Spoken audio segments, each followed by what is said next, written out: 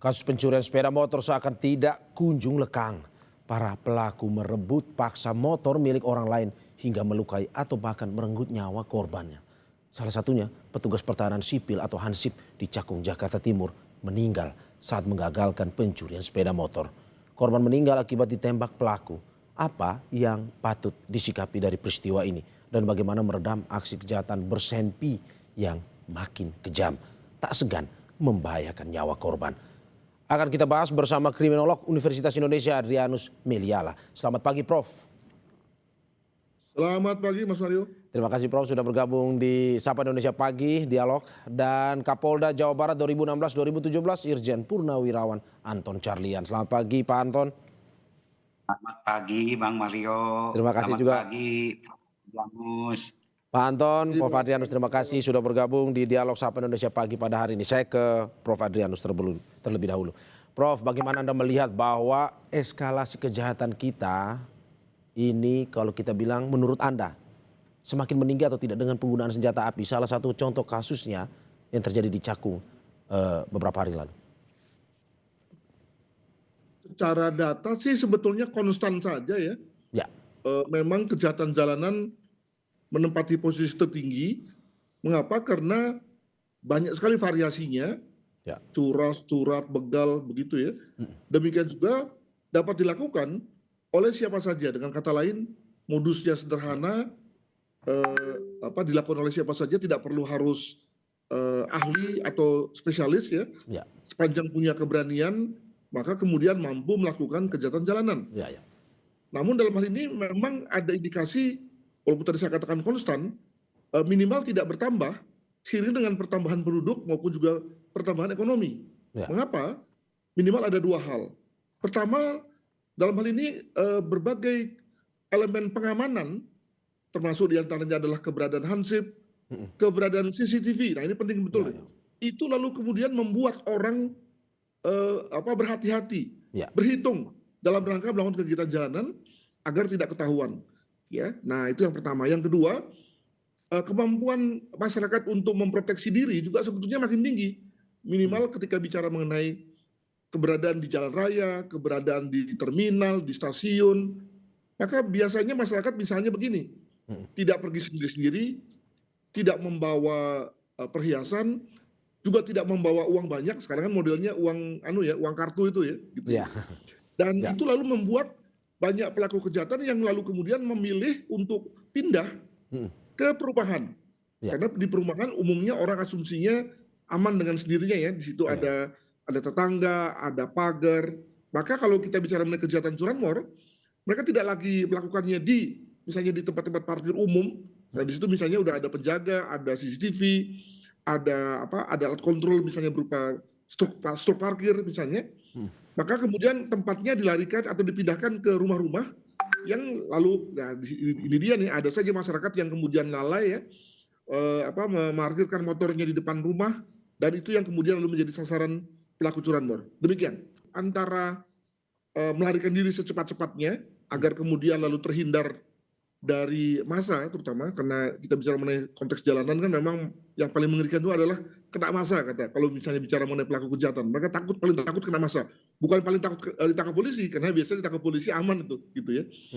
Nah, yang kedua adalah daripada lari, mereka menyerang korbannya. Dengan itu mereka melengkapi diri dengan senjata tajam atau senjata yang kalau misalnya kita bicara mengenai senjata rakitan, maka mudah sekali diperoleh. Apalagi kalau kita bicara mengenai, ya kita sebut saja misalnya Lampung ya, tempat tujuan daripada pelarian si pelaku, ya. Maka lebih mudah untuk kemudian didapat di sana. Dan kalau kita bicara mengenai jarak tembak kurang dari 5 meter, maka bisa letal ya, dalam arti mematikan korban ketika itu diledakkan kepadanya. Demikian. Oke, saya ke Pak Anton. Pak Anton, bagaimana sebagai mantan Kapolda, pastinya Anda sudah makan asam garam dengan kejadian-kejadian seperti ini, terutama dengan kasus-kasus kriminalitas. Tapi kalau Anda melihat saat ini dibandingkan dengan Anda waktu dulu, bagaimana Anda melihat eskalasi ataupun intensitas kejahatan yang dulu lebih tradisional, sekarang ya penggunaan senjata api nih?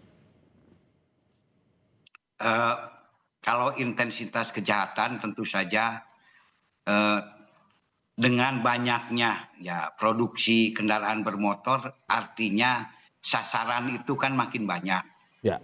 Dan memang di sini tadi disampaikan Prof juga, ini curanmor ini merupakan street crime, jadi kejahatan jalanan memang yang paling mendominasi dalam kehidupan bermasyarakat. Ya. Dan masalah eskalasi itu sendiri ya tergantung gitu kan, tetapi memang curanmor merupakan salah satu ya kejahatan yang sangat tinggi di kepolisian. Kenapa sebabnya? Karena curanmor ini gampang sekali dipetiknya. Nah, biasanya bagi pelaku-pelaku ini ada istilah pemetik ya yang melakukan pencurian, dan ada istilah joki. Joki itu pengendaranya dan biasanya yang memantau, dan nanti juga ada penada. Ini jaringannya. Dan jaringan Lampung ini memang sejak zaman saya masuk sebagai polisi sudah ada. Mohon maaf bukan mendiskreditkan betul.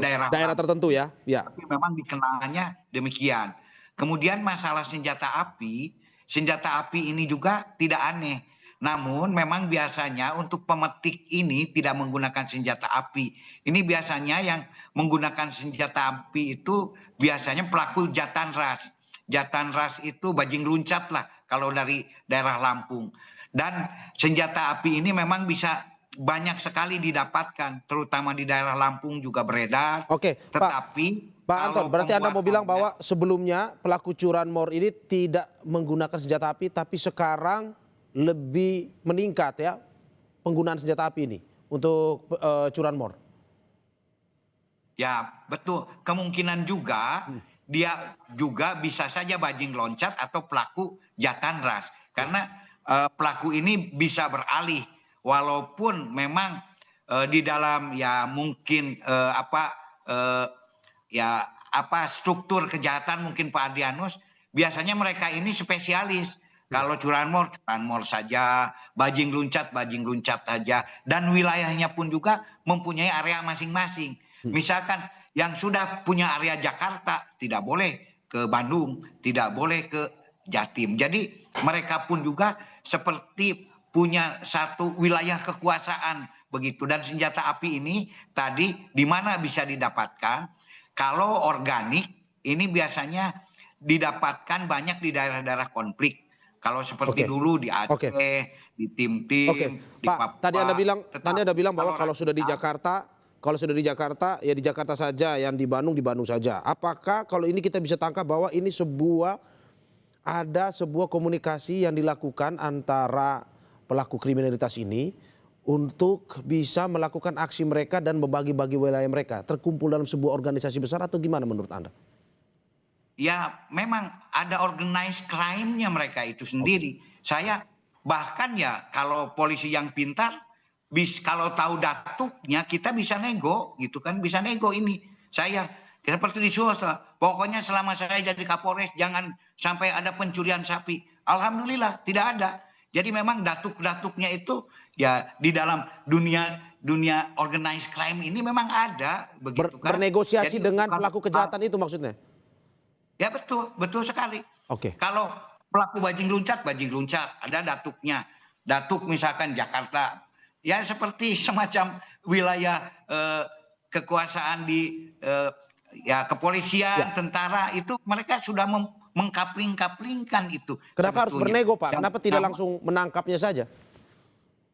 Ya kan untuk menangkap itu ya tidak sesederhana itu. Harus ada bukti yang nyata. Ya, kita bisa memantau saja. Ibaratnya mohon maaf ya, pelaku bos-bos judo misalkan. Kita tahu, oh ini orangnya. Tapi tidak bisa ditangkap begitu saja. Harus dalam keadaan tertangkap tangan. Dan mereka pun juga biasanya ya yang di atas-atas itu sudah tidak melakukan lagi. Jaringannya itu ke bawah itu terputus. Mungkin bisa 2 lapis, bisa 3 lapis, bisa 4 lapis gitu kan. Jadi nggak sesederhana itu untuk mengungkap organized crime ini. Dan ini saya kira ya unit-unit curanmor, unit-unit jatan ras ini Bahkan sekarang konon kabarnya salah satu daerah penampungannya ke luar negeri, yaitu ke tim-tim gitu kan, atau ke daerah-daerah, mohon maaf, daerah-daerah perkebunan. Daerah-daerah perkebunan ini, mohon maaf, bukan mendiskusikan perkebunan gitu kan, menjadi salah satu ya tempat pelemparan ya pencurian-pencurian kendaraan bermotor. Nah, namun tadi kalau untuk senjata rakitan biasanya kalau di Jawa Barat itu di Cipacing. Kenapa Cipacing? Karena di Cipacing itu tempat ya pembuatan senjata-senjata untuk berburu gitu kan. Di mana ada tempat pembuatan kerajinan senjata untuk berburu, di sana biasanya berkaitan juga dengan senjata-senjata rakitan. Nah, termasuk di Jawa Timur. Nah, apakah ini juga senjata rakitan atau senjata organik? Nah, ini kan kita perlu diperiksa dengan lab Lebih krim. lanjut lagi, ya, Apa betul. sebetulnya balistiknya itu? Oke, Pak Anton. Karena alurnya itu nanti jelas dari selongsong pelurunya itu. Kalau kita tahu, oh ini senjata rakitan, oh ini senjata organik, nanti akan ketahuan setelah dari hasil balistik dan labor gitu kan. Itu. Ya, sebelum saya ke Prof. Adrianus, saya juga ingin menegaskan lagi bahwa ini tidak ada mendiskreditkan daerah tertentu. Ini bagian dari dialog untuk mencari terkait dengan kriminalitas yang sedang terjadi di wilayah-wilayah kota besar.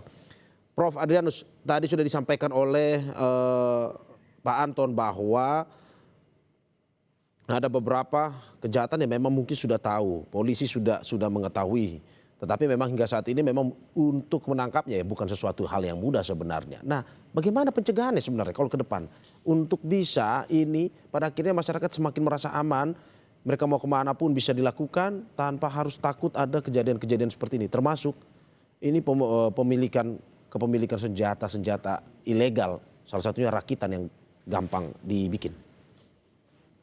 Ya, pandangan yang sering dikemukakan adalah bahwa kita semua elemen negara dan masyarakat itu diikutsertakan ya bersama-sama untuk mencegah kejahatan. Itu suatu ajakan yang baik, namun juga harus disikapi secara kritis. Kalau kemudian kejahatannya sudah sedemikian berbahaya bahkan mengancam nyawa, apakah lalu masih tepat menyertakan masyarakat dalam langkah pencegahan sebagai elemen yang tidak tahu apa-apa ya, tidak punya senjata, tidak terlatih, tidak punya sense of security begitu ya, dengan memasang masyarakat di depan, maka tentu lalu itu kan seperti menjadikan sebagai isi target bagi masyarakat. Jadi dengan kata lain, kalau kita bicara mengenai pencegahan kejahatan, maka ada komanya tuh. Komanya adalah untuk kejahatan-kejahatan yang umum, yang tidak berbahaya, yang diperkirakan mungkin hanya terkait dengan misalnya lingkungan perumahan saja. Tapi di lain itu misalnya terkait dengan narkotika. Hati-hati, bandar-bandar umumnya sudah melengkapi diri dengan satuan atau kelompok-kelompok yang pengaman, bodyguard, dan mereka bersenjata. Demikian juga misalnya para pelaku, mulai dari pelaku judol tadi dikatakan oleh Pak Anton, pelaku pencucian uang, semuanya pasti ada elemen di mana mereka mampu melawan, mampu melakukan retaliasi kalau kemudian ada masyarakat yang menyergap mereka, yang mengetahui bahwa mereka tengah melakukan kejahatannya. Dan sekali lagi, ini kan menempatkan jadi kasus ini memang menjadi satu kasus yang menarik dari segi bahwa untuk kejahatan yang bersifat jalanan dan bersifat kecil pun para pelakunya sudah menguasai atau melakukan satu hal yang bisa mencelakakan masyarakat. Maka bagaimana dengan kejahatan yang makin tinggi, makin canggih? Maka apakah lalu kemudian pelakunya bisa dengan naif begitu saja ketika ada masyarakat yang gerbek? Pasti tidak. Untuk itu maka satu pihak ya masyarakat juga harus hati-hati dalam rangka melakukan suatu upaya pencegahan hingga penangkapan. Karena memang kalau nunggu polisi ya tentu lama ya dan keburu lari itu ya. Karena memang masyarakat juga diharapkan untuk berpartisipasi cepat tapi juga tidak mengabaikan keselamatannya. Prof, termasuk juga kalau membiarkan kepemilikan senjata secara ilegal ini semakin marak akan berbahaya juga menurut Anda ya? Saya kira Indonesia beruntung ya tidak memberlakukan rejim penggunaan dan pemilikan senjata api ya. Bandingkan dengan negara-negara lain yang melakukan itu, dan kita tahu hebohnya mereka karena misalnya ada penembakan massal dan seterusnya. Nah, tetapi walaupun dibilang kita tidak mengenal pemilikan dan penggunaan, tapi jangan lupa bahwa ada saja kalangan yang kemudian lalu menguasai secara tidak berhak.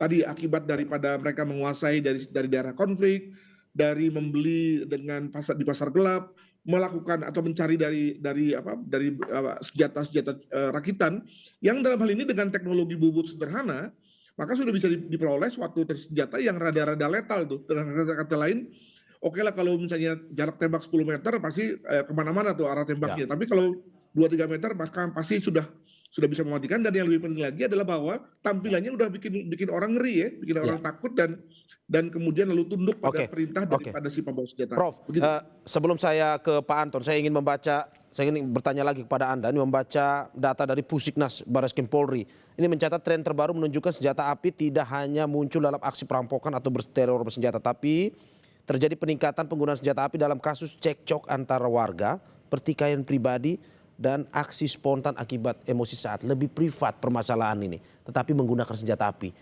Perlu kita takutkah ke depan dengan kejadian seperti ini? Jangan lupa tadi juga disetujui oleh Pak Anton bahwa untuk senjata rakitan itu beredar di masyarakat, dan yang kedua adalah, nah ini juga menarik nih, adalah soft gun ya. Soft gun juga begitu, kalau ditembakkan di jarak dekat maka bisa membuat luka pada tubuh ya, dan bahkan bisa masuk ke dalam tubuh. Nah, yang menariknya lagi adalah bahwa walaupun soft gun itu sudah prevalent ya, sudah banyak dimiliki oleh masyarakat untuk tujuan-tujuan, mulai dari tujuan sport hingga tujuan hobi, tapi regulasinya rendah sekali, regulasinya lemah sekali. Maka saya kira menjadi call bagi kita untuk mendorong regulator melakukan atau membuat regulasi terkait dengan soft gun, agar kemudian tidak ada orang yang petantang-petantang ya dengan membuat soft gun yang mana dari jarak 2-3 meter pasti kelihatan betul sebagai senjata api yang real dan organik begitu. Demikian.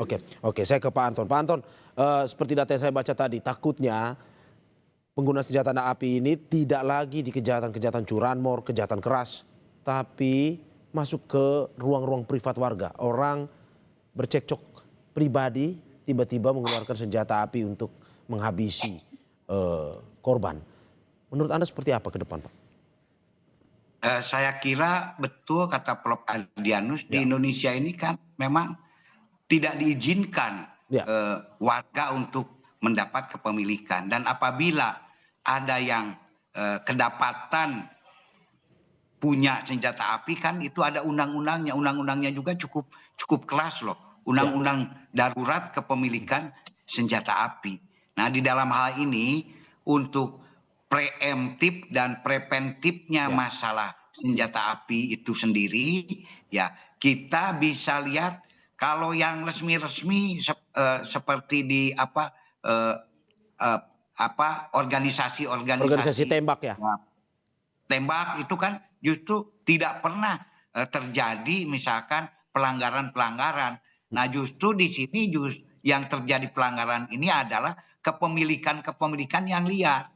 Nah, untuk mengetahui kepemilikan yang liar ini kan ibarat mencari jarum di tengah hutan gitu kan. Tapi bukan tidak bisa, itu juga bisa misalkan di area-area di mana tempat adanya senjata api itu diperketat, seperti area-area ya mohon maaf di Bandung, di Cipacing misalkan, itu lebih diadakan pencegahan keluar masuk area konflik, karena cuman di sana-sana saja gitu kan istilahnya, area-area tempat beredarnya senjata-senjata api yang gelap itu sendiri gitu kan.